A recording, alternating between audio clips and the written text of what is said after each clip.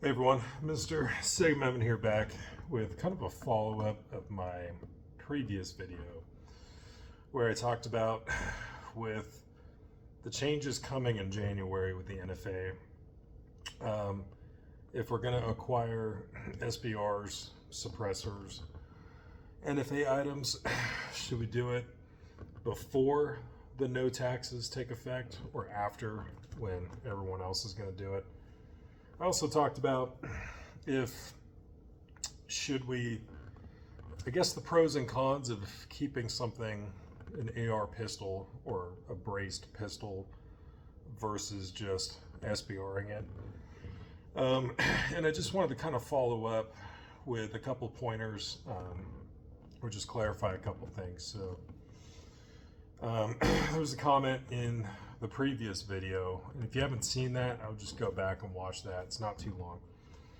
But where one commenter was like, I just don't like the idea that I have to submit like my personal info, and then now the government knows that I'm a gun owner, or for sure they know that I have this thing or this suppressor, whatever. And I 100% agree. And I'll explain why I chose to get into NFA items about 2 years ago. What kept me away from them for the longest time was just the paperwork, and then Silencer Shop at their kiosks and their stuff came around. But still, this is in the era before e-forms, where tax stamps had to be submitted, and you'd have to wait a year, year and a half, if you got it, and if you got the tax stamp back, which would actually come in the mail as a physical actual stamp on your form. If you were lucky, you're looking at 9 months or so, and the extra expense, but the registration part of it. And I'll explain why I got into my first SBR, my first can, and started doing it. But just to clarify some stuff, those who have watched my channel over the years, those of you who know me personally in real life, I think the NFA is unconstitutional. That just goes without saying, but if you're new to the channel, I think putting an extra financial burden on people just to access what I believe is covered under our Second Amendment, that's one of the many things that's wrong with it. The 1934 National Law Firearms Act, it comes from kind of that prohibition gangster era where you had a lot of shootings and gangster mob violence back in the day, and they wanted to regulate machine guns and any other whip-it guns, short shotguns they could whip out from a trench coat, and destructive devices, even though I don't think many of those were actually used in crime. And if it didn't fit any other category, then they had any other weapons or an AOW. But, the history of the 1934 NFA, it was not passed in good faith. It originally, pistols, just having a handgun, originally was in the NFA that would have required a $200 tax stamp. And at the last minute, they removed handguns and took them out of the NFA. And the whole reason why the SBR and the short-barreled shotgun categories were even put in the NFA was they originally were going to include pistols, just regular handguns, as NFA items, and they wanted to create SBRs and SBSs to prevent people from doing a workaround. Taking a bolt action rifle and cutting it at the grip, cutting it past the receiver, and now you have like a bolt action pistol. So it's interesting that SBRs and SBSs, the whole reason they were crafted and put in the NFA was to prevent workarounds, because pistols were originally going to be in the NFA and they took them out at the last minute. They originally decided upon $200 for the tax stamp for most of the NFA items. because simply that was the cost of a Thompson submachine gun at the time. And of course, in early 1930s, $200 was a lot of money. I'd have to pull up the inflation calculator, but $200 today is still a hit, but it is not as bad as it was in terms of inflation. And at least with the 1934 NFA, there was no provision put in place to adjust the cost of the tax stamps with inflation. So it's just stayed at a flat 200 since then. But I think it's equivalent to $4,000 or $5,000 or something like that in today's money. So the conceptual idea was to basically price out we the people and normal people on normal budgets like we have from being able to access these things, at least legally. And I find, especially after the Heller versus DC decision in 2008, where the Supreme Court ruled that the District of Columbia could not ban the possession of handguns because you can't ban something that's in common use. And the common use Heller standard is super important for even, the court cases that we're fighting now. But, I believe the way that we take the NFA down is over time of having to pick it apart. And in my view, I think the more of us lawful, law-abiding, responsible gun owners, the more of us who are owning suppressors and who are owning SBRs and SBSs. And, we've had pistol braces for the past 13 years that have basically been giving millions of people basically sort of an SBR. So all of these suppressors and SBRs and SBSs and just NFA items in general, the more of these that we have on the books, or at least the more that like Gun Owners of America and the Firearms Policy Coalition, it gives them more ammo in a legal fight to say, hey, ATF, based on your own numbers, here's the millions of suppressors and the millions of registered SBRs and SBSs, plus pistol braces, which had been a thing for almost a decade and a half. But by your own numbers, look at how common use these items are. And now come January that we're going to have the removal of the $200 tax stamp except for transferable machine guns and destructive devices. I believe it's those two items. There's still going to be a $200 tax stamp, but everything else is just, there is no more tax stamp. And it'll be interesting to see what groups like Gun Owners of America and the FPC can do with this, because for years the ATF, the government, different DOJ administrations have justified the registration of SBRs and suppressors and all that. They've always justified that for years by saying, oh, we need the registration and we need to keep track of all the serial numbers and who owns what for these NFA items, because we want to make sure that the tax is getting paid, and we want to make sure it's really as a matter of record keeping to ensure the payments are happening and the tax stamps get paid for. So for years they've justified registration under that guise or under that excuse, and it'll be interesting to see legally how the door opens up when it's like, hey, there is no more tax anymore. There is no more tax stamp. There are no $200 payments anymore for all of these items.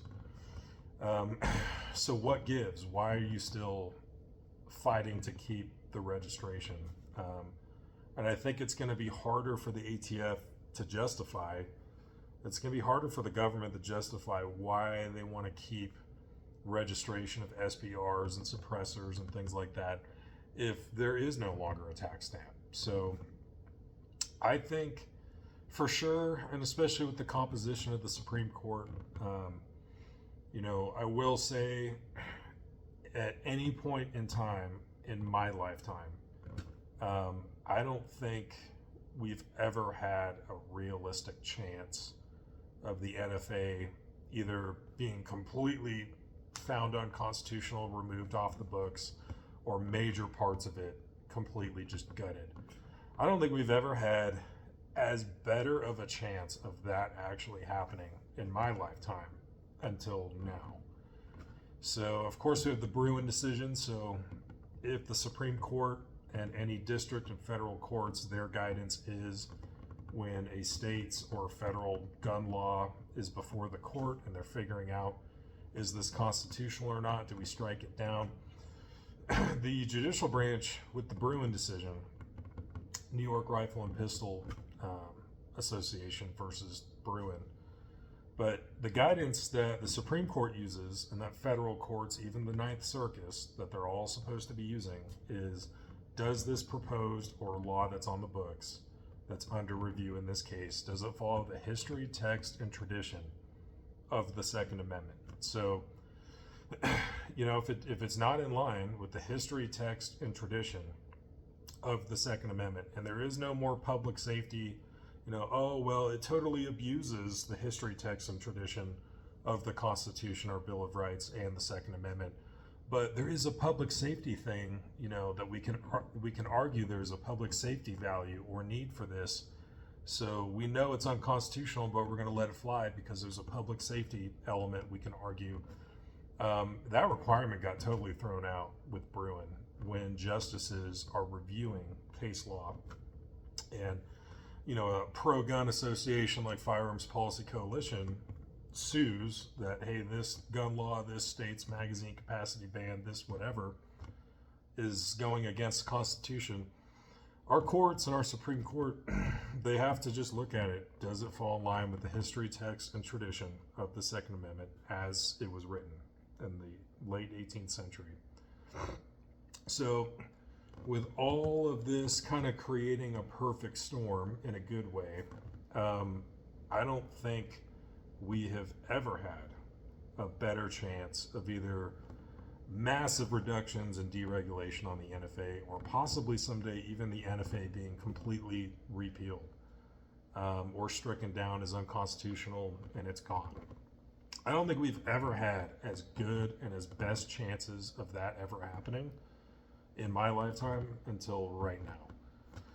So my decision was getting into NFA items like, well, yeah, I want to own cool stuff and I want to do a proper Mark 18, clone build. I want to have my Gordy carbine, the Allen Engineering can, and it needs a 14.5 barrel, and I want to have an actual Car 15 stock. I wanted to have cool stuff. And especially 22 suppressors. 22 can was my second can that I ever got. Tons of fun and a huge benefit for the preservation of hearing protection. So I love seeing stuff like Griffin Armament with their suppressors that they make. If you actually look at your tax stamp, if you have one of their cans, it's Griffin Armament, like Hearing and Safety Device Company or something like that. I mean, it is a matter of making things more hearing safe. And it is a matter of owning cool stuff that you just want to own. And again, I find the NFA to be a complete violation of the Constitution, our Bill of Rights, our Second Amendment. And I think someday it'll go before the court, and I think they'll have to agree with the Heller decision from 2008, with the Bruin decision a couple years back. I mean, with the taxes going away in January, that opens the door for some huge court battles. And if it goes up to the Supreme Court, I think we can make a change, but kind of doing our part besides, writing or phone calling respectfully, but our elected officials who work for us, if they're in favor of something good, tell them that, hey, I love that you supported this pro-Second Amendment thing. If they're doing something bad or advocating for an assault weapons ban or magazine capacity ban in your state, let them know that too. Again, respectfully, and but just let them know. But besides doing those things and voting, casting educated votes, and being lawful, responsible gun owners, the other big thing we can be doing to help in these future battles, especially to fight and to utilize that in common use Heller standard, is get more of them. So again, the Gun Owners of America, Firearms Policy Coalition, these other great actually pro-Second Amendment organizations that are fighting these court battles, it's giving them more room to stand on when we, the people, are owning millions of these things.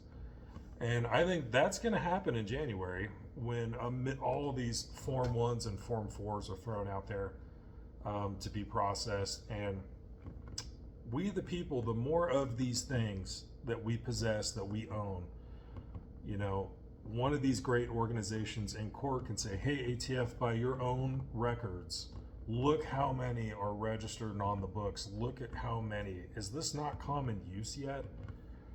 And I think we have a Supreme Court that would be favorable to that kind of argument. So that was kind of my decision. And I do not like having to fill out a Form 1 or a Form 4.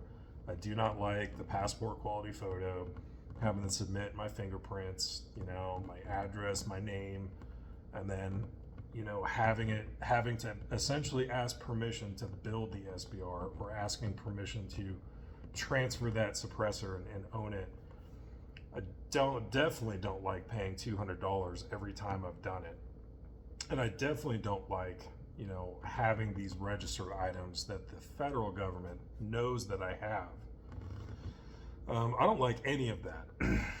But the way that I viewed it was, the more of us that have more of these things, the more we get closer to a successful argument of, hey, these are all in common use. We have to deregulate. Why are you guys, continuing to regulate and make us register these things when this many millions of them are out there? Like, the cat's out of the bag, shut it down. And that's where I'm hopeful that we go. And then, the secondary benefit, I just want to have cool shit. And unfortunately, some of the clone builds and some of the things that I've wanted to own or wanted to build, there's kind of no way out. I like my suppressors. I view them as essential safety equipment, especially at indoor ranges, public ranges, hunters and hunting. And I need SBRs for the builds that I wanted to do. There's no way out, and I'd rather do it legally and add to that common use argument than just like throw a stock on an AR pistol and just roll with it, So everyone, that's the great thing about America. We can all choose our approach, and we can definitely talk strategy. What's our best way to eventually get the NFA taken down, unconstitutional, stricken from the laws, and just totally gone? What's our best way to get there? Because I certainly want to get there, and I think probably all or most of you watching this, you want to get there as well. Originally being from Southern California, none of us, we couldn't even have a threaded pistol barrel. That was a felony possession of having just a threaded pistol barrel. NFA items are totally a no-go. They even got rid of, cracked down on the bullet buttons. I want people in California, of which there's a lot of gun owners in California, and places like New York, New Jersey, like all the bad states for guns. Well, they really are. I want all of my fellow Americans to fully be able to access their Second Amendment. And it's like, how do we best get there? And again, the good news, I'm not saying it's going to happen overnight. I'm not even saying it's going to happen in the next year or two. But the good news that I see, in my opinion, is never before in my lifetime, or since the 1934 NFA was signed into law, never before or since have we ever been in such a primed, advantageous position that this actually looks like it's something we can achieve. But again, we've got to earn it.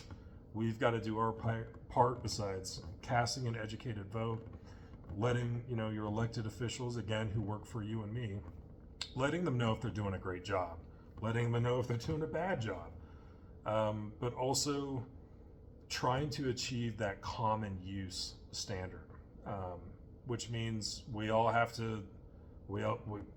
to get as many suppressors and SBRs as possible in lawful, responsible hands to prove just overwhelming evidence for a pro-gun group in court to say, look at this, is this not common? How much more common do you need to be that there's X amount of millions of these things by your own numbers? So, and again, that's the great thing about America. We can agree to disagree. Again, I am not a fan of having, thus far with all the NFA items I've acquired, that I've had to pay a $200 stamp, I've had to submit the paperwork, I've had to wait to ask permission, before I can build an SBR. I think in a free country, you should be able to just build an SBR. If you go to the gun shop, you see a suppressor you like, you should be able to just buy that, throw it on the 4473, take it home that day. No registration, no fuss, just do it.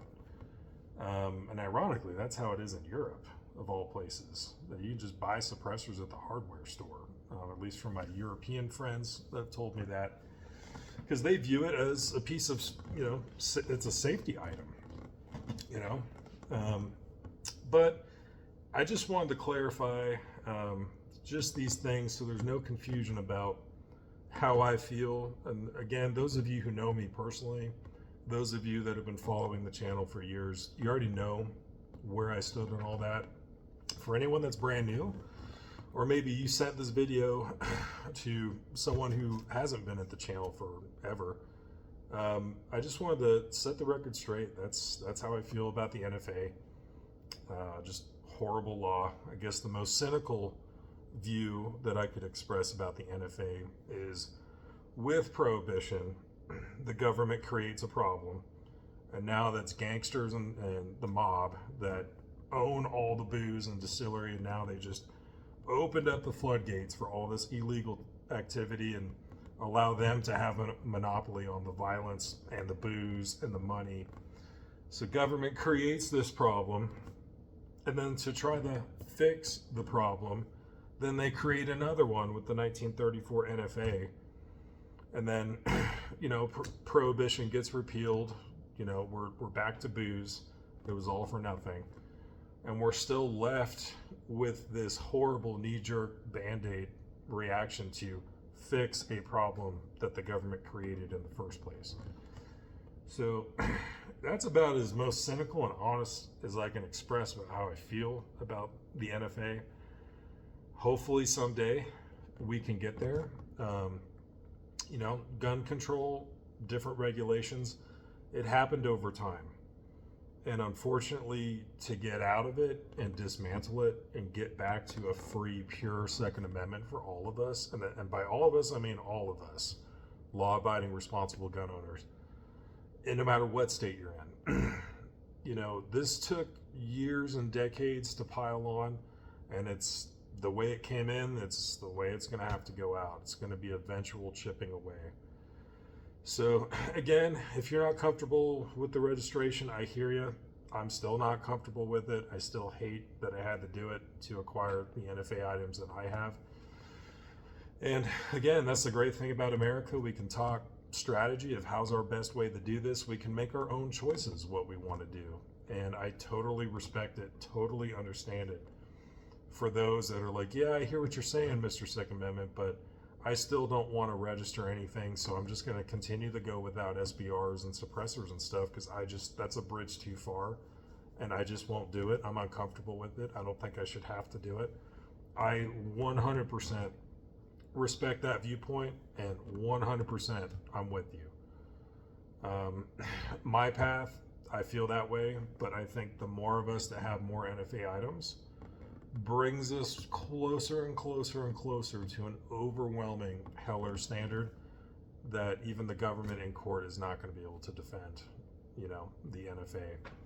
And I've heard rumors, this is unconfirmed rumors, that there are people within the ATF, and it's probably just because they hate processing forms for suppressors and SBRs and things. But there are even people within the ATF, allegedly, that would like to see suppressors, SBRs, these kinds of things just deregulated. If for nothing else, it's a huge pain in their ass. So there's probably some people, I think that's probably got to be true. But, I think we're the bottom line is I think it's not going to happen overnight. It may not even happen anytime soon, next couple of years, but we are at such a promising inflection point that we as gun owners, we the people as Americans, we've never had such a hopeful, optimistic point of view. We've never had a perfect storm like this. The conditions are getting set for us to seriously win some big court battles. So, support Gun Owners of America, Firearms Policy Coalition. Those guys are constantly legally on the move, getting things done. And any other truly pro Second Amendment groups, you want to support them? Absolutely, because they're the ones that are actually doing the legwork in court and winning these battles in court. So just wanted to clarify those things. I think I covered all my notes here. The only other administrative thing is, I guess the ATF has announced there's going to be some changes to the Form 1, and possibly I think they're going to announce changes to the Form 4. So the Form 1 is, an application to make either an SBR, short-barreled shotgun, a suppressor. And then a Form 4 is the NFA item is already factory built and you're just trying to buy it from a gun shop. And, I don't really see this as maybe it's the ATF trying to say, oh, look, we're trying to help you out and we're favorable to the gun owner. And, we got President Trump now. We're more favorable to Second Amendment stuff. Really, the announced changes is everything that's already going on. They're just officially saying, oh, you can do electronic fingerprints now. That's already been a thing. Oh, we can submit things on e-forms now. That's already been a thing. The one big change that is kind of a new thing is passing the Form 1 through your chief law enforcement officer, either your highest level, county sheriff, or your state entity at the highest, the chief law enforcement officer level, that those forms are no longer going to them anymore. It's just going straight to the ATF. Allegedly, those are going to be the changes. It's a proposed rule change where they're going to open up a comment period. It is a good thing. It's just pretty much everything they've already said is stuff that has already been happening. They're just, I guess, officializing it. With the exception of these forms don't need to go to the chief law enforcement officer of your area anymore, which is good because I think some chief law enforcement officers in the country, they've got enough paperwork and stuff to do. They've probably just been shredding them or getting rid of them so they don't even have them. Maybe other areas of the country that are not as pro-gun or a free state, maybe that sheriff's department or that state DOJ or whatever it is that is your chief law enforcement agency, maybe they've quietly been keeping their own tabs on these forms and building their own registry. They're not supposed to do that, but there might be at least one or two counties somewhere in the country that's been happening. So I view that as a win, but if people are like, oh, the ATF is favorable to gun owners because look at these cool changes that they're making, to streamline the Form 1. It's like, they're just announcing stuff that has already been happening. So they can't really walk around saying that's a huge win when nothing has really changed, minus the chief law enforcement officer thing. Other than that, just be prepared when January comes that, I suspect e-forms is going to go down. Either it's just going to get totally maxed out and the server is going to blow up, or the ATF might close e-forms, like leave it open January 1st. They already just get bum rush with forms. They might even say, oh, we've temporarily paused or shut down e-forms because we've got to get through this backlog. And then maybe it's down for a couple days, a week, a couple weeks. Okay, e-forms is back. And then it just gets bum rushed again, and then it either crashes or they got to shut it down. So just be prepared for, I don't even want to say the possibility, I'm going to say almost the guarantee, the probability that come January 1st, when the ATF gets bum rushed with all these forms, because there's no more tax stamps having to be paid, it's probably going to be down. It's probably going to be intermittent, and there's probably going to be an extenuated wait time, like I said in the previous video. So all of that said, if you want to buy an NFA item before all that happens, good on you. If you want to buy an NFA item, maybe you already have SBRs and you already have a number of cans. So maybe for now you're set. There's no immediate rush. It's not like the excitement of, oh, this is going to be my first can or my first SBR, and you're checking your emails like 5 times a day. You already have stuff. You're already set up. There's like a can or two that are more extras you want to buy, but you already have a bunch of cans. You have a bunch of SBRs. That might be your opportunity, just to wait till January, and at least you're not paying a tax stamp anymore for it. But if the system crashes multiple times, the backlog is taking forever, you're in a position where it's not really a rush because you already have other stuff. But if this is going to be your first can or your first SBR and you're really excited and you just want to get it in, kind of a modern wait time, several days, maybe possibly even same day approval, it could be something. As much as it sucks doing the $200, this could be something that's actually worth doing before January, and just get it and just do it because you want it.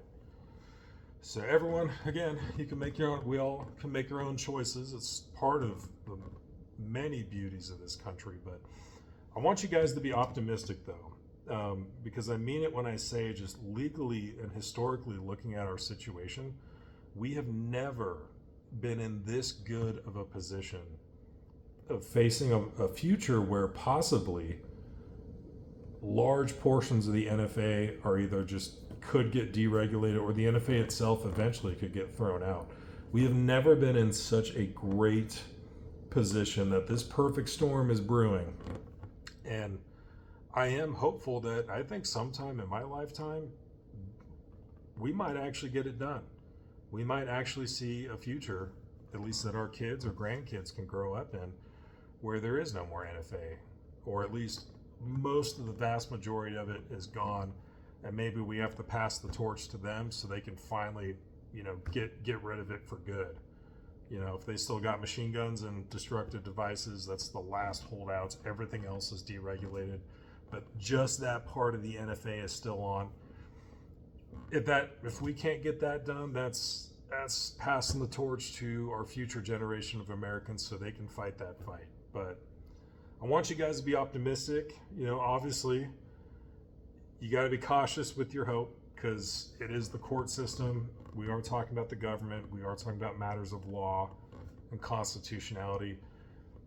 Nothing happens fast, and we could have different events or different ebb and flow of political mindset, or presidential administrations, and even director of the ATF, and just there's so many variables. But I've never been this hopeful, cautiously hopeful, that we really are primed in the best position that we've ever been in as gun owners and as Americans since the NFA was put on the books almost a century ago. And I'm interested to see where we go. So like I said, if you make that choice that you don't want to register anything, or just by principle, you don't want to ask permission to build an SBR and pay the $200, or I totally get it. I'm with you. I respect that. We can all choose how we want to proceed. It's just the way I see it. The more of us that have more of these things, the greater we're putting ourselves in that spot where we have met and clearly exceeded the Heller decision in common use standard. So if we could do that and give the GOA and Firearms Policy Coalition, all these actually great pro-Second Amendment groups, if we can give them as much ammo in their arsenal for their legal fighting that they're doing in court, if we can prime them and give them the best room, best leg to stand on, that's one of the things we can do as lawful, responsible gun owners to help get rid of this thing, the NFA, once and for all. So anyway, that went on longer than I wanted it to, but I felt like I needed some clarification from the last video to let you guys know where I really stand on everything. And comment for questions. Comment if you've got different ideas. How's our best way to eventually repeal the NFA? How's our best way to do it? Do you have different ideas? I'm all ears. I want to see how's our best way to do this, because we have to do this together. And I think we've got the best shot to do it, at least right now, more than ever. So anyway, thanks for watching, and comment. I'd love to hear from you guys.